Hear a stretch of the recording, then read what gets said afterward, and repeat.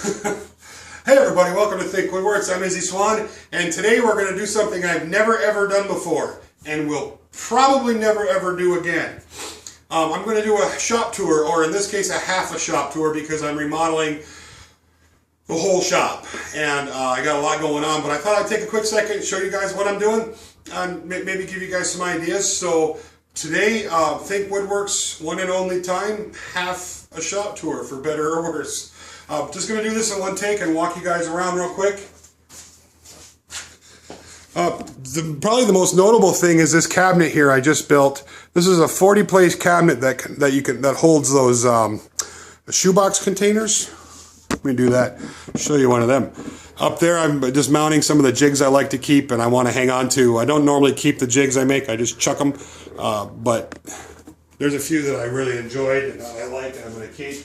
So each one of these containers has a box like, or holes, has a box like this, and then in each one of the boxes I've taken my hardware and screws and bearings and whatever I use on a regular basis and put them each in their own little individual bags, so it keeps it real organized. So this is going to be my assembly table. Anytime I do any assembly work, it's going to be done over here. This is where all my parts are, my bolts, my legs, the screws, everything. So it's all right here, really accessible. And then above it is where the jigs, where I'm keeping a lot of the jigs I like. Let me run you through that real quick.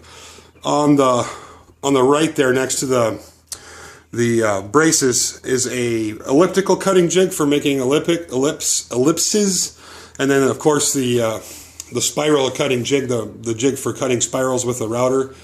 Later this week, I'm going to do another video with that and show you guys how I make logarithmic spirals with that, and then of course the bowl blaster. And then next to that is the ultimate table saw jig, or table saw fence. We're going to do a build video on that later this week.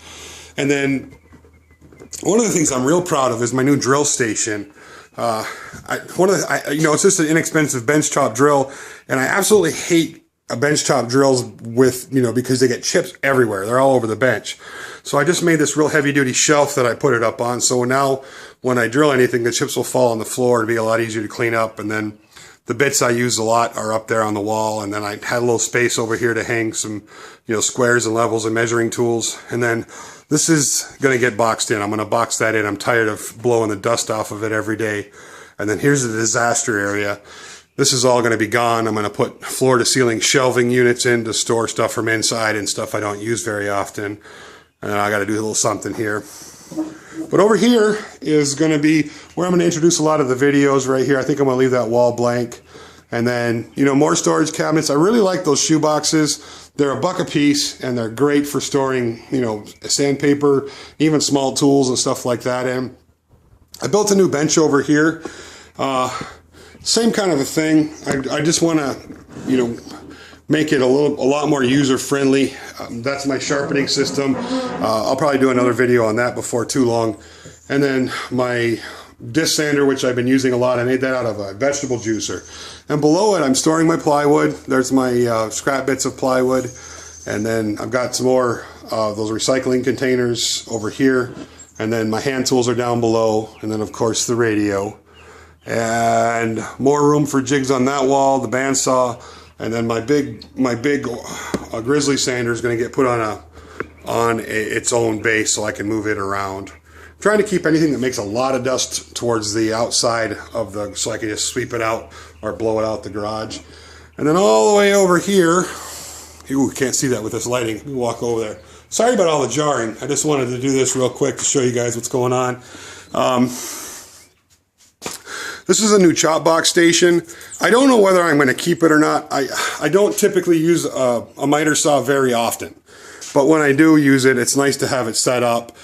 And I set it up here, but it's on a mobile base, and I set it kind of in front of these shelves so I can move it around. But typically, if I'm bringing wood in, it's going to come in here. I'll chop it down to size for storage or whatever. Below it is a 5-gallon shop vac with one of those just cheap 5-gallon shop vac lids. It seems to be working pretty good. More storage.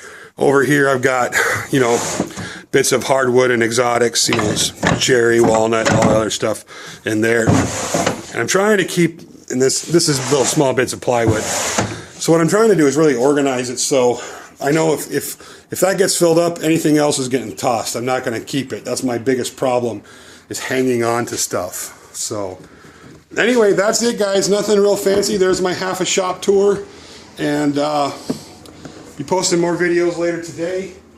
For those of you who have been asking about plans, I know I've had my website up for a couple months now, and I have a plans page on there.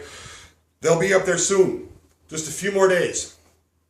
So they're coming. And we're going to start out with 4 or 5, and I'll add 2 of them as I get more plans coming in. I have a CAD guy who's doing them in SolidWorks. The reason I'm doing that is so I can put them in PDF format. That way everybody anywhere in the world can download them. You don't have to have a fancy, computer program or SketchUp or anything. You can just download it via your PDF format and print them out, and so everybody can use them. And then some more crazy stuff coming up here, more today, more tomorrow, and I'm going to keep working on the shop. And thanks for watching. I really appreciate all you guys, all the feedback and input. So we'll be talking to you real soon.